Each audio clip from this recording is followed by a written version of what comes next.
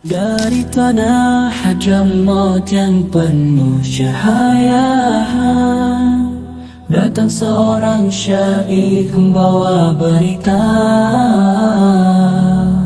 Ali bin Abdurrahman, nama yang mulia, ke daerah Lauhul Mudi, tempat yang tercinta. Semoga berkah mengalir dari bumi para wali, menghidupkan jiwa-jiwa dengan kasih sejati. Dia biar jehuni kami bersatu hati, meraih rahmat Allah dalam cinta ilahi, bersama langkah